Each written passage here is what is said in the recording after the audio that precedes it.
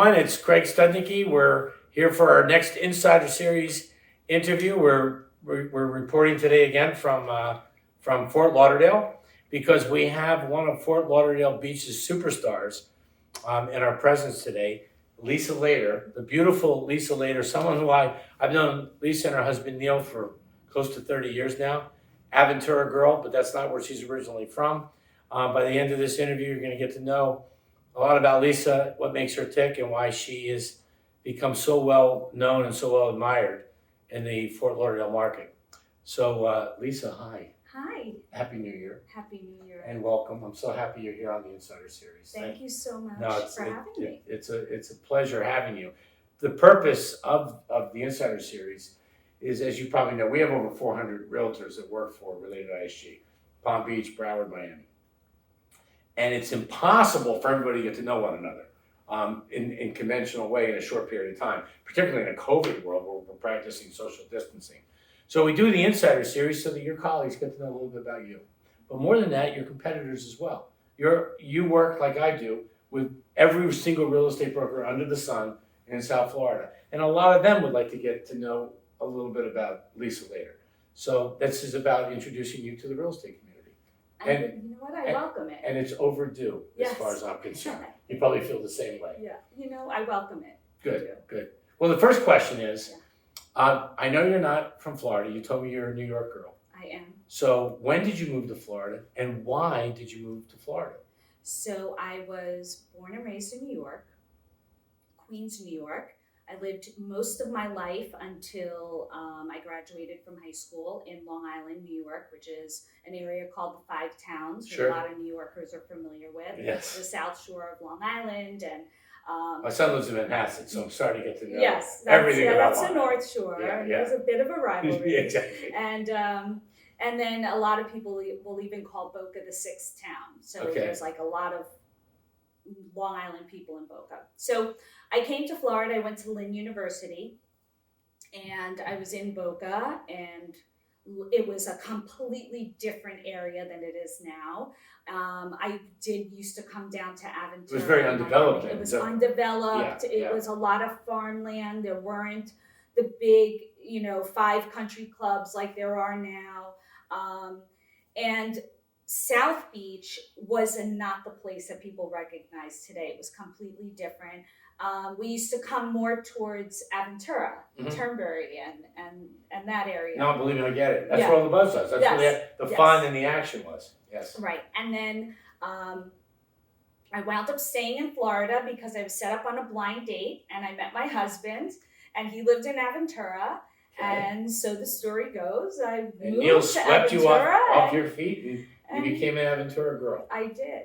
And a mom pretty quickly. Mm-hmm. And I have 3 daughters, as you know. Beautiful daughters. Thank you. Thank God they look like their mom. Thank you. Sorry, you. Neil, sorry. And I raised my girls in Aventura, so I have a very good understanding of, what I feel is like a well-balanced life between family and schools and areas to live, and having my children, for most of their lives, they went to school in Davie to university school. So it was the traveling aspect. So when I started to think about what I wanted to do, because my kids were now getting older, and I wanted to always keep myself busy. I never was one to just sit around. I thought I would love to do real estate because it's something I felt like, I can control my time. And I felt like, I can just do it here and there and still be with my kids. And then, hold on. That's how a lot of people. That's how I thought I would do. Exactly. And a lot of people get tripped on that same wire. Yes. Yep. And I always tell people, if you think you're going to go into real estate and you're going to do it part-time and you're going to do it on your schedule, it's not a way to be successful. Because truly to be successful in real estate, you have to dedicate your time based on whomever you're working with. And it has to be consistent, and it has to be very controlled, where you set aside time to do the things you want to do with your business, and your family, but you will not be able to do it on a part-time basis. I think it's fair to say, correct me if I'm wrong, if you're going to be successful in real estate and you want to be successful, if that's your goal, I really want to be good at this, real estate's going to grab you. You may think you're grabbing it, but it will grab you. And before you know it, you're thinking about it all the time. Yes. Like as much as you're thinking about your children. Yes. Right? Yes. And that's when you make the shift that I'm not going to be, I know, I get to manage my own time. Right. I'll just show people what I want to show No, them, you and I'll won't. just it doesn't work that way. I think that it's one of the very few jobs that is extremely rewarding financially if you can, get clients and have a smooth rotation of clients and listings. But it's very time consuming. You must be available all the time. And but there's so many rewards to that. You enjoy it. I enjoy it. I enjoy meeting people. I enjoy watching the process. I enjoy watching them look and then find and then move in and come to fruition. So it's an exciting, time consuming, rewarding Well, job. you were just, you were part of the sales team on the historic and very successful Auberge. I say historic Yes. because it was the first high-end condo to come to Fort Lauderdale Beach. I guess it was started around 2013 or 2014 in like way too many years. It was, once again, George Perez from Related. Yes. And then Garda Fortuna from Fortune. They had Yes. the vision to get that project started. You were selected as part of the sales team. And that, by the way, I was very happy when that happened for you Thank you. because I thought that it was overdue for you to have an assignment like that because as you know, developers are very picky which salespeople are going to work on the high-end projects because people that walk into that sales office to buy a multi-million-dollar condo are also, part of their agenda is a life change. And so the person that's going to receive that customer has to understand not just the architecture, but the real agenda of the buyer and then sell it with style. Now, what I just described is exactly what developers look for. Now, find the right salespeople, and you fit it absolutely perfectly. Thank you. And before we get to your record-setting sale from a few months ago, if you would tell everybody from RelatedISG, what did you learn from selling Auberge? Not just about Auberge, but how Fort Lauderdale is changing. So I would tell you that when I started in developer sales and I sold the Fontainebleau in Miami Beach. And that was a much different time. Mm-hmm.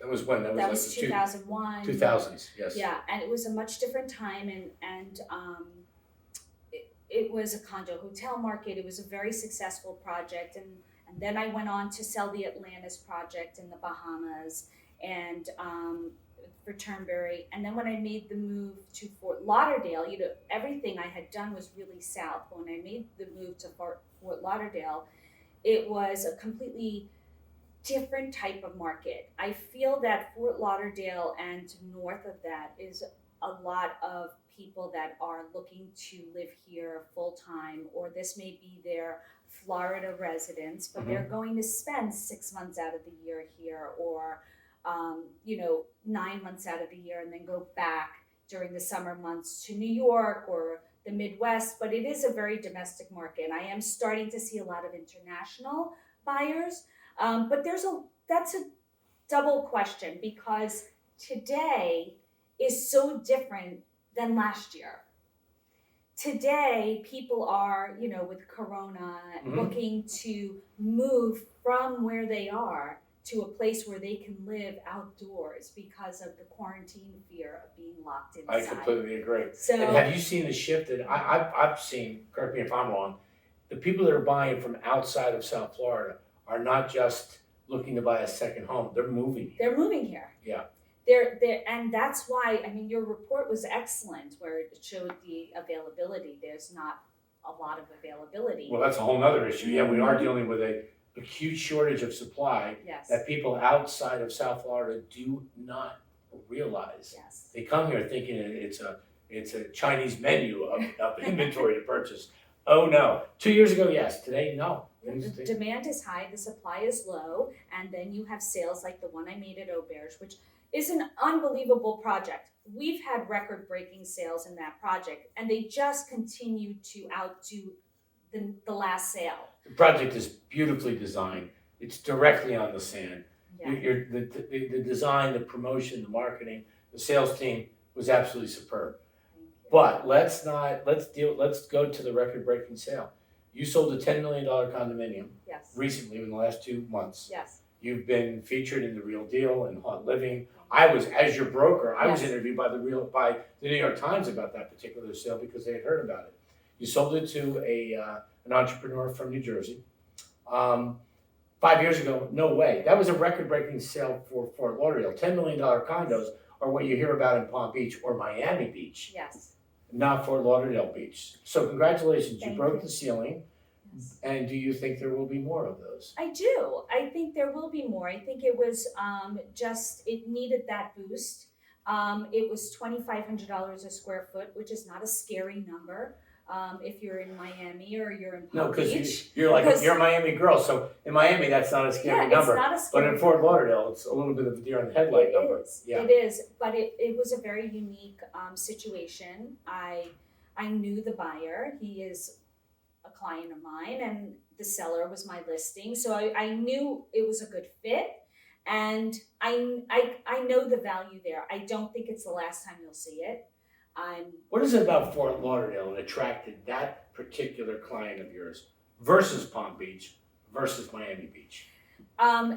Fort Lauderdale's grown a lot since spring break mentality of people thinking this is where you come for spring break. It's turned into one of the major cities. You have Miami, you have Fort Lauderdale, you have Palm Beach. Mm-hmm. And it has earned its respect now. It has restaurants, it has beautiful real estate. Oh, the Auberge property has the beach. So you are on the sand, it's very private. And what attracted him there was a place he could call home with services and amenities that were exclusive to the owners and yet a little bit of a resort lifestyle. So, and he's right in the middle. Yeah. You know, he can get on private airport, major international airports, shopping either way. So it's a good fit. It's a good central location for somebody looking for South Florida. But as you just pointed out, he could find that for sure in Miami Beach. Yes. But Fort Lauderdale has its own little vibe. It's very different from Miami, but it's come of age. It attracts that buyer now. It does. Because of everything that Fort Lauderdale it does. has to offer. It's a big city with a small town feel. Yeah, very true. So, And the ocean temperature is the exact same as Miami, so you're still in the tropics. You just Yeah. happen to be in Fort Lauderdale. As we wrap up this wonderful interview, one of the questions that I like to ask as the president of RelatedISG Yes. is someone with your talent and with the respect that everybody in South Florida has for you. You had the chance to work for any real estate company, and my competitors are very good at what they do, including recruiting. But Lisa Lader you chose RelatedISG and you stay with RelatedISG. Please share with your colleagues why. Why? Because I feel that I have the support from you specifically and the team, which is, I think, very rare. You have a lot of big companies that really just want to have the numbers and there's no personal connection with you and everyone on the team.